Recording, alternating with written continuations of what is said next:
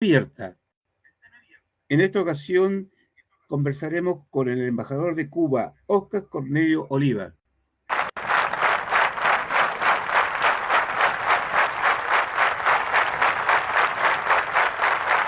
¡Abajo el imperialismo! ¡Abajo el imperialismo! ¡Abajo el imperialismo genocida, inmoral y fascista! Hermanos de Venezuela y de toda nuestra América, ciudadanos del mundo, hermano Maneiro, embajador de la República Bolivariana de Venezuela en Cuba, compatriotas. Nuestro comandante en jefe, Fidel Castro Ruz, analizando el peligroso comportamiento del imperialismo en su depredador avance sobre naciones independientes de Medio Oriente, dijo hace más de 20 años, y cito sus palabras: nunca todas las naciones del mundo se vieron sometidas al poder y los caprichos de quienes dirigen una superpotencia con un poder al parecer sin límites, de cuya filosofía e ideas políticas y nociones de ética nadie tiene la más mínima idea. Sus decisiones son prácticamente impredecibles e inapelables. La fuerza y la capacidad de destruir y matar parecen estar presentes en cada uno de sus pronunciamientos. Parecen dichas esas palabras para calificar hoy el brutal y alevoso ataque de fuerzas militares norteamericanas contra Venezuela y el inaceptable, vulgar y bárbaro secuestro de nuestro hermano, el presidente Nicolás Maduro y su compañera Cilia Flores. Acto criminal contra nuestra América, zona de paz, una violación de la soberanía de una nación que es símbolo de independencia, dignidad y solidaridad, y un ataque inaceptable al derecho internacional. No, señores imperialistas, este no es su patio trasero ni territorio en disputa. No aceptamos ni reconocemos el pueblo de Cuba de manera general está conmocionado tras los hechos ocurridos y principalmente la agresión perpetrada por el gobierno estadounidense contra el pueblo venezolano y el secuestro del presidente Nicolás Maduro, presidente constitucional. Nicolás Maduro y su esposa, la primera combatiente Cilia Flores. Nosotros sabemos lo que damos, sabemos de lo que es capaz el imperialismo, pero yo creo que quienes no saben bien de lo que somos capaces nosotros son ellos. Que se acuerden de Girón, que recuerden nuestra historia, nuestro sentir, porque a pesar de un bloqueo que se ha mantenido durante muchísimos años, nosotros hemos resistido, bajo todas esas medidas coercitivas unilaterales, pero con el profundo sentir de que la patria hay que defenderla, al precio que sea necesario. La acción militar perpetrada por el gobierno de los Estados Unidos en la madrugada del 3 de enero de 2026 no es más que un acto terrorista y pone en alerta a la comunidad internacional, ya que específicamente en rondas de prensa el presidente Donald Trump ha dejado en claro que el presidente Maduro no va a ser la única víctima de actos de secuestro y que Cuba y Venezuela no son los únicos países amenazados. Con la agresión norteamericana del hermano pueblo venezolano creo que sienta un precedente, un mal precedente en el actuar internacional de los países, ¿no? Porque simple y llanamente se ha violado la soberanía de una nación independiente que tiene derecho a decidir sobre su futuro. Y esto no constituye más que una agresión imperialista y esto es una alerta. Que trata de presentar que la operación fue sin problemas. Las mismas imágenes cuando varios de la administración estaban esa madrugada observando el video en vivo, que presentaban como un show de televisión, esas imágenes demuestran en sus rostros la preocupación, cierto terror por lo que estaba sucediendo en el terreno. Entonces no fue tan perfecta la operación. Ahí hubo coraje, ahí se derrochó lo que los cubanos ponemos como valor delante de las adversidades y delante. En relación a la respuesta en América Latina de los pueblos, ¿cuál es lo más significativo que usted hoy día puede señalar o rescatar? La respuesta a lo sucedido ha sido masiva. Los cuando son provocados, responden amenazante de los Estados Unidos, no solo por esa agresión a Venezuela, sino seguir ampliando tales operaciones contra varios países del área, está siendo recibida por los pueblos como se merece esa política agresiva contra nuestros países.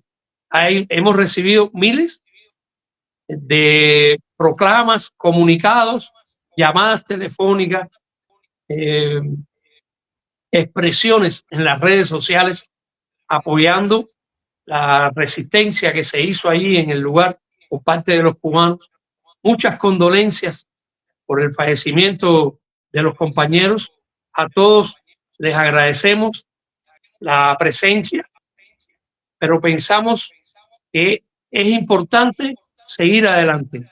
Solo la unidad en esa va a permitir que tenga un costo para la administración lo que está haciendo, la agresividad que está demostrando y el desprecio por los pueblos al proclamarlo como patio trasero o que van a reactivar la doctrina Monroe, apoderarse de los recursos naturales de un país por la fuerza.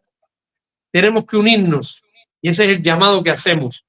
Hay que seguir pronunciándose, hay que hacer sentir la fuerza de los sectores populares en nuestros países. Y por supuesto, en gobiernos que defienden el honor de América Latina en su oposición a lo que está ocurriendo. El señor Royo ha señalado que en Venezuela se debe terminar, poner término a todo lo médico, porque son, digamos, ese apoyo tan importante que ha realizado no solo a Venezuela, sino a otros países. ¿Cuál es la opinión que le merece esta poco menos que orden que pretende dar desde la administración de Estados Unidos en relación al retiro de la delegación médica en Cuba? Los Estados Unidos, en su política agresiva contra la revolución cubana, lo que nosotros describimos como una guerra económica, ha perseguido por muchos años a cualquier intento de Cuba por recibir recursos del exterior tan necesarios para mantener sociales que ha implementado la revolución. En esa guerra económica, con el presidente Trump en su primer mandato, y después se mantuvieron durante la próxima administración, se aplicaron más de 240 medidas de recrudecimiento de ese bloqueo y de esa guerra económica. Una de ellas fue tratar las brigadas médicas cubanas que están en más de 50 países del mundo, incluso tanto a los líderes de esos países que tenían contactos cubanos.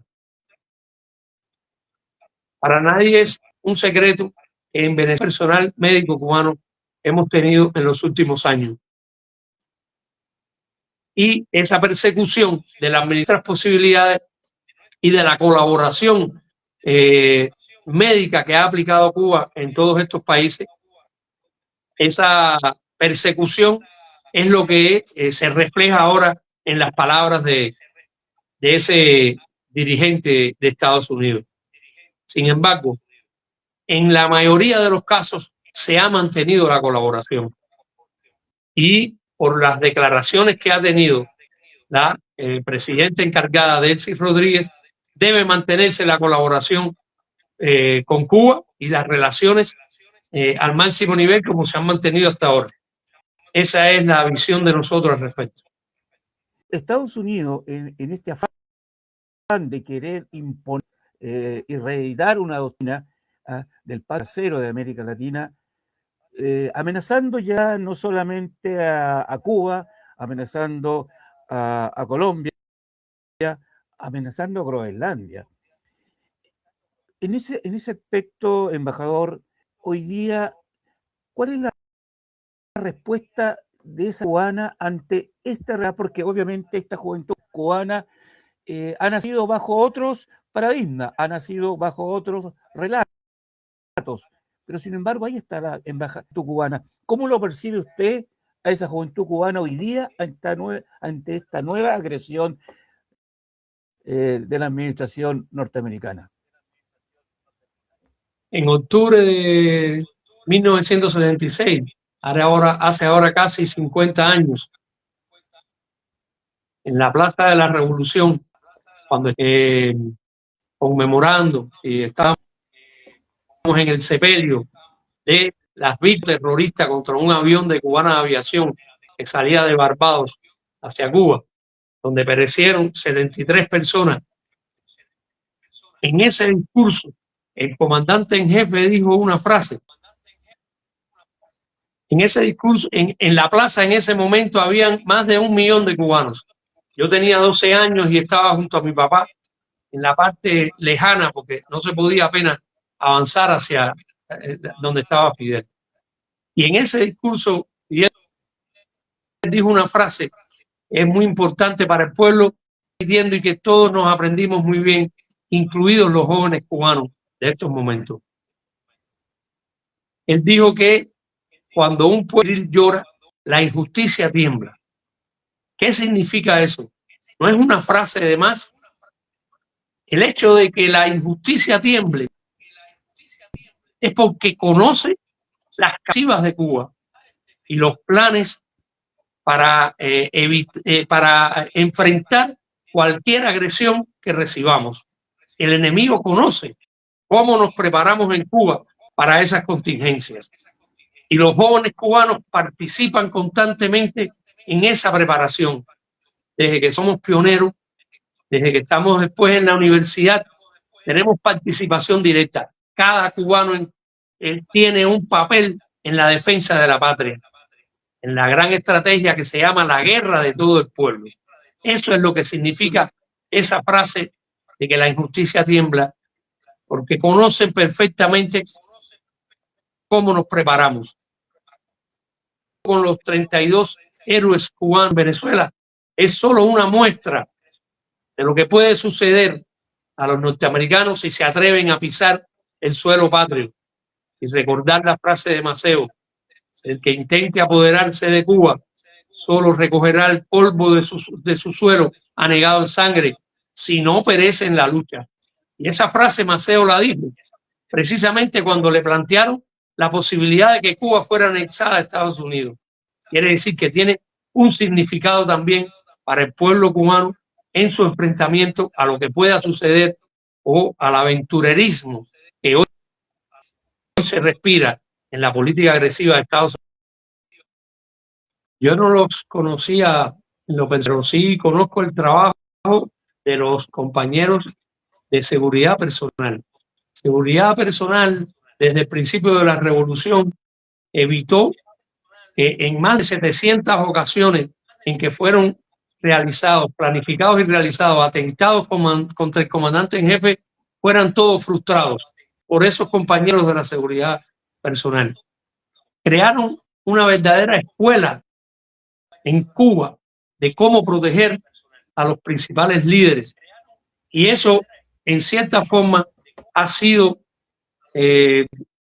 solicitado por otros países y fue solicitado particularmente por el presidente Chávez y ahora por el presidente Nicolás Maduro. Allí estaban cumpliendo un deber de colaboración solicitado por el gobierno bolivariano de Venezuela, lo cual desmiente que se han dicho sobre la supuesta presencia militar cubana en Venezuela y control de los organismos de seguridad venezolanos. Solo estaban contribuyendo a la protección del presidente en base a los conocimientos, a las habilidades creadas con los años, grupo de seguridad personal. Y esos compañeros, todos son íntegros, tienen familias en Cuba, han dedicado además su vida a cumplir esa misión de colaboración para proteger líderes y los principales dirigentes en Cuba, sino para proteger dirigentes y líderes de otros países, en este caso de Venezuela. Gloria a esos héroes que cayeron por su deber, cumpliendo con su vida, con su sangre, cumpliendo con lo que se les había. ¿Y qué le dice usted, embajador, a esta juventud acá, por ejemplo, en América Latina, en Chile? ¿Qué les dice usted y cómo le explica usted a esta juventud? Un cubano es capaz de sacrificar su vida por otros pueblos del mundo. Lo primero que les digo es que no se dejen engañar, que revisen bien, que busquen siempre información en las fuentes originales, primarias, que es donde se puede saber la verdad. El ideario, los principios, el internacionalismo de la Revolución Cubana, la vida, a todos nosotros, la mayoría, como yo, ya nacimos con la revolución y somos personas llenas de el ideal de que patria es humanidad, como dijo José Martí, de que nos mueve el cotimos en nuestra piel cualquier daño, cualquier sufrimiento de una persona, aunque esté en otro lugar del mundo. Y ese ideario te completa como persona, te hace feliz porque te llena, te completa en todas las facetas de tu vida. Si tienes que hacer una labor por otro país de forma gratuita, de forma desinteresada, te conviertes entonces en alguien que hasta llamaba de ayudar al prójimo, de ayudar a los que están al lado, que no tienen todas las posibilidades de hacer lo que nosotros hacemos. Yo creo que estar imbuido, estar lleno es lo que nos hace que los jóvenes actuales de seguir esas tradiciones y que en un momento decisivo se comporten similar a como han hecho sus padres, sus abuelos y en este caso estos 32 compañeros. Pero sobre todo que no se dejen engañar. Hay mucha manipulación. Alguien decía en estos días, la primera víctima de una guerra es la verdad y está sucediendo. Hay mucha confusión. Los medios, casi siempre dominados por la derecha, están creando una imagen falsa de lo que sucedió ese 3 de enero. Ahí no se pueden dejar engañar.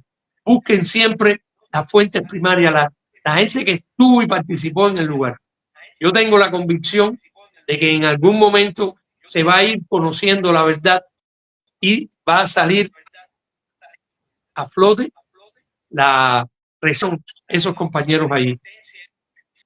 La experiencia que tenemos es que hemos sido objeto de una campaña atroz de desinformación que se ha convertido en una verdadera guerra psicológica creada en centros de generación de Estados Unidos, de agencias que dedican a crear una narrativa falsa de confusión de las personas y de el objetivo no solo es decir mentiras, sino que la gente no piense, eliminar la capacidad de la gente para pensar, porque se convierte la información que se traslada en una mercancía más, creada en centros de desinformación y de donde se respetan los intereses, pero no de los pueblos. Tenemos experiencia en centros de poder de Estados Unidos, se manipula la información y se confunde a las personas para que no piensen, para que no lleguen a las conclusiones que pueden ser negativas para esa campaña. Y es muy posible que eso también esté sucediendo. Embajador, ya terminando, bastante apretada en estos días, dejamos los últimos minutos para expresar libremente de lo que usted estime como mensaje, alguna acción.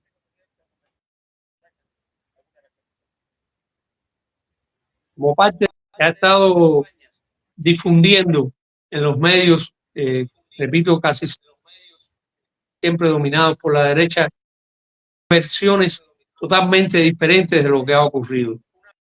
Y sin embargo, he recibido muchas muestras en el pueblo chileno de desagravio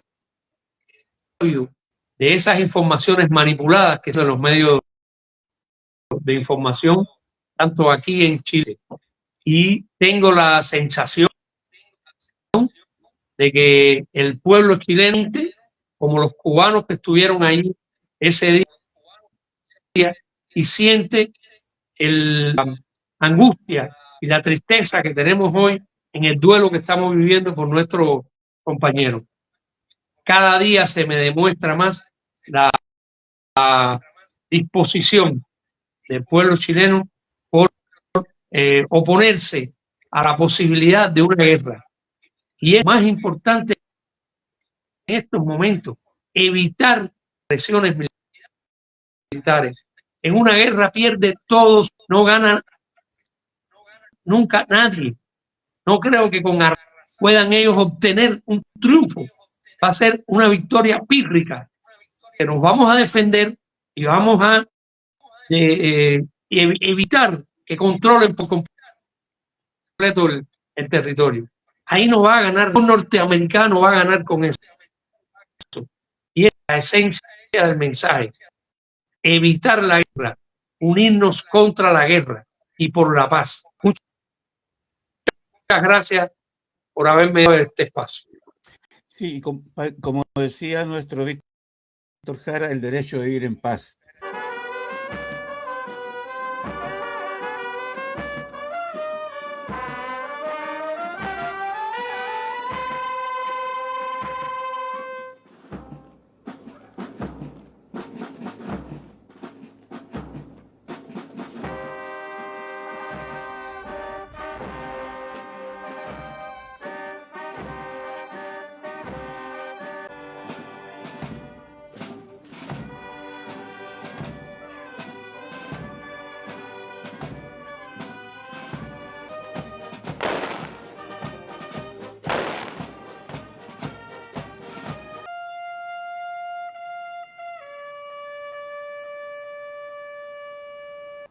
Familiares de nuestros 32 héroes, combatientes, compatriotas, en esta mañana solemne, la patria se duele y se eleva.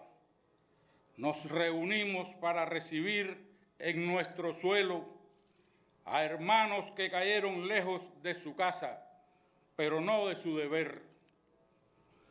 Al acoger sus restos mortales, renovamos ante ellos el juramento de lealtad a la patria, a la unidad de los pueblos de América Latina. Afirmamos desde el primer instante, con la claridad que exige la historia, no los recibimos con resignación. Lo hacemos con profundo orgullo y eterno compromiso, porque sabemos, y el pueblo de Cuba lo ha aprendido en las pruebas más duras, que la muerte no derrota a quienes caen con el fusil en la mano defendiendo una causa justa. No regresan a nosotros como sombras, por el contrario, son una nueva luz que nos refuerza, enardece y compromete. Regresan cubiertos por la bandera, y esa bandera no representa una ausencia, consagra una presencia eterna. Traen consigo el ejemplo imperecedero de la entrega, el valor, la fidelidad a los más nobles ideales del hombre. En aquellas horas difíciles, cuando en la madrugada del 3 de enero la agresión y el artero ataque ensombreció a Venezuela, ahí estuvieron nuestros combatientes, fieles a Fidel, a Raúl, al partido y al legado del internacionalismo que ha marcado cada etapa de la Revolución cubana. Cayeron combatiendo y ascendieron para siempre a la historia. Pelearon hasta la última bala y ofrendaron sus valiosas vidas en cumplimiento de la misión encomendada. Es que el imperialismo podrá tener armas más sofisticadas, podrá disponer de inmensas riquezas materiales, podrá comprar la mente de los vacilantes, pero hay algo que jamás podrá comprar: la dignidad del pueblo cubano.